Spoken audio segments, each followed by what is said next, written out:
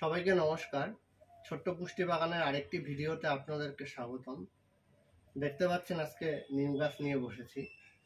এই টবেও নিম গাছ করা সম্ভব, তবে আপনাদেরকে যে জিনিসগুলো খেয়াল রাখতে হবে সেটি আমি বলছি। এই দুটো নিম গাছের বয়স সমান। দেখুন, এটি খুব চিকন এবং এটি একটু বেশি মোটা। প্রায় 1 বছর আগে নিম গাছের বীজ এনেছিলাম। পাড়াতে একটি নিম গাছ আছে বড়, তার নিচ থেকে সেই নিম গাছের বীজটি এনে পুঁতে দিয়েছিলাম, তার থেকে দুটো নিম গাছ হয়েছে। ছোট টব থেকে আস্তে আস্তে এই সাইজের টবে বসিয়েছি, কিন্তু এটিকে দেখুন প্রুনিং করা হয়নি, মানে কাটা হয়নি। যেহেতু এটাকে কাটা হয়নি তাই এটি লম্বা হয়ে গেছে এবং এটির মধ্যে পাতার পরিমাণ খুবই কম।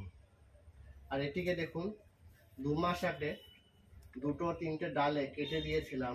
কত ঝোপালো হয়েছে গাছটা, কত সুন্দর পাতা। নিম পাতা যে শুধুমাত্র আমরা বেগুন দিয়ে বা এমনি ভেজে খাই তা নয়, নিম পাতার প্রচুর উপকারও রয়েছে।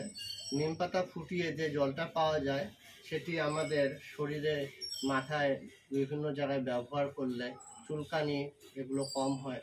সকালে খালি পেটে নিম পাতা খাওয়া যায়, রক্ত শোধক হিসেবে কাজ করে। প্লাস আপনি নিজের বাগানে মাটিতে নিম পাতার গুঁড়ো ব্যবহার করতে পারেন, তাতে মাটিতে পোকামাকড়ের উপদ্রব কম হবে এবং গাছ এর রোগ প্রতিরোধ ক্ষমতাও বাড়বে। এবং নিম পাতা ফুটিয়ে নিয়ে যে জলটি পাওয়া যায় সেটি গাছে স্প্রে করে দিলেও অল্প পরিমাণে হলেও কীটনাশকের কাজ করে। সবাইকে ধন্যবাদ ভিডিওটি দেখার জন্য।